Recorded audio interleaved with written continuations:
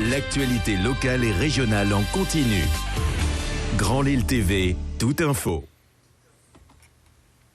Lundi 5 septembre, bonjour à toutes et à tous et bienvenue sur Grand Lille TV. Bienvenue à ceux qui nous rejoignent et qui se lèvent tôt justement ce matin. On commence tout de suite par les infos et un mot de la météo. Un temps plutôt agréable en ce lundi avec malheureusement des pluies à prévoir pour une bonne partie de la matinée. Des pluies légères toutefois avec un ciel bien dégagé dans l'après-midi avec des températures avoisinant les 20 à 24 degrés. On fait le point complet sur votre météo juste après ce flash info. Et à la une de cette édition, dur de rejoindre la Côte d'Opale ce matin. On évoque ce ras-le-bol général de la part des chauffeurs routiers et ces blocages qui ont actuellement lieu sur l'A16 à hauteur de l'Eurotunnel à Calais. Une opération escargot pour une durée indéterminée est en cours.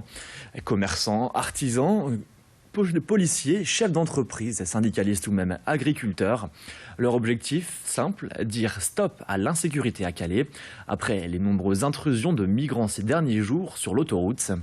Ils souhaitent notamment obtenir une date ferme et définitive sur le démantèlement de la partie nord de la jungle.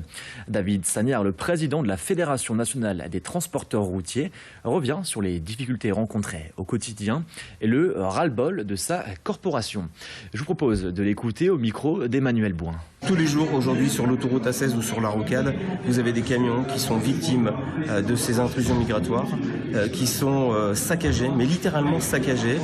J'ai un confrère de Lille qui n'est pas du tout concerné par l'activité transmanche, qui venait livrer à Coquel, à la Cité de l'Europe, qui a vu ses marchandises complètement détruites.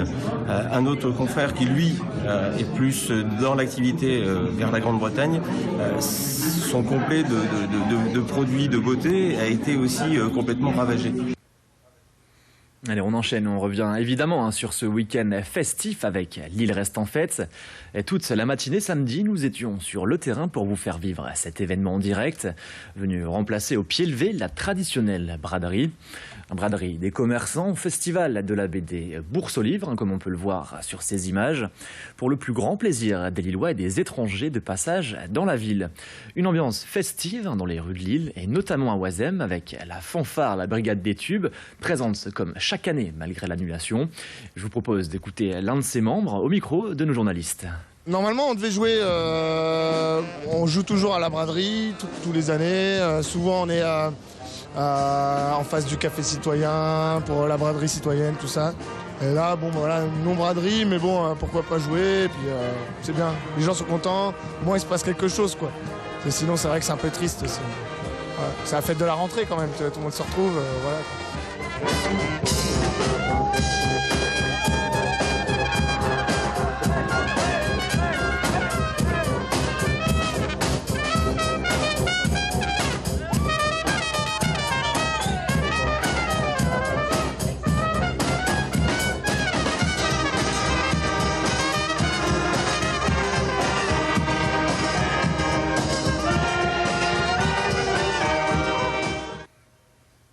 Et malgré l'annulation de la braderie, vous étiez encore nombreux à vouloir manger les traditionnelles moules frites. Et sachez que beaucoup de restaurateurs du centre-ville se sont retrouvés en rupture de stock hier après-midi. Et puis en bref, dans cette édition, malgré l'annulation de cette braderie, on évoque ce bilan positif pour le tourisme dans les Hauts-de-France.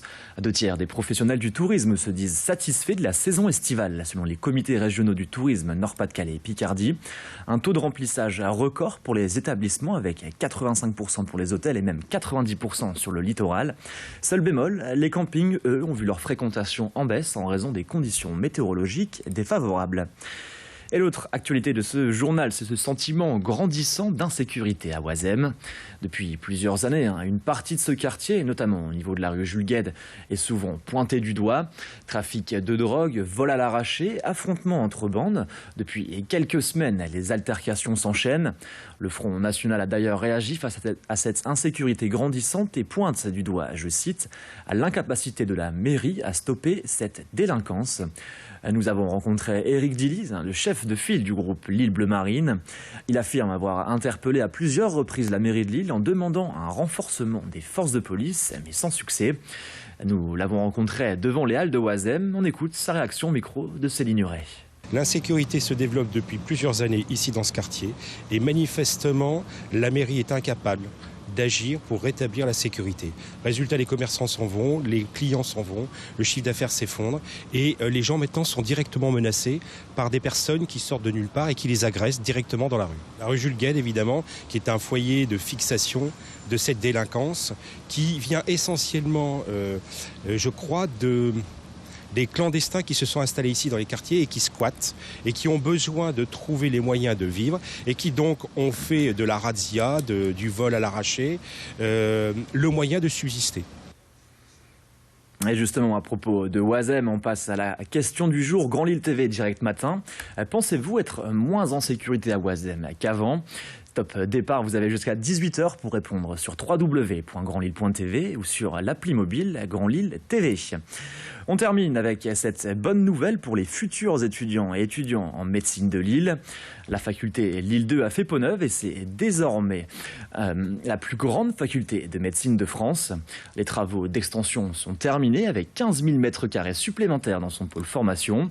Des conditions de travail améliorées pour les 13 000 futurs médecins, avec salle de yoga, musculation, cours de musique ou encore théâtre. Une salle de sport et de spectacle seront également ouvertes, tout comme la nouvelle bibliothèque. Fini donc les listes d'appels à rallonge. Il faudra désormais badger pour rentrer dans l'amphithéâtre des deuxièmes années. Un projet qui s'inscrit dans le plan campus, financé par l'État à hauteur de 60 millions d'euros. Et c'est la fin de cette édition. Merci à toutes et à tous de nous avoir suivis. Dans un instant, la météo et l'infotrafic. A tout de suite sur Grand Lille TV.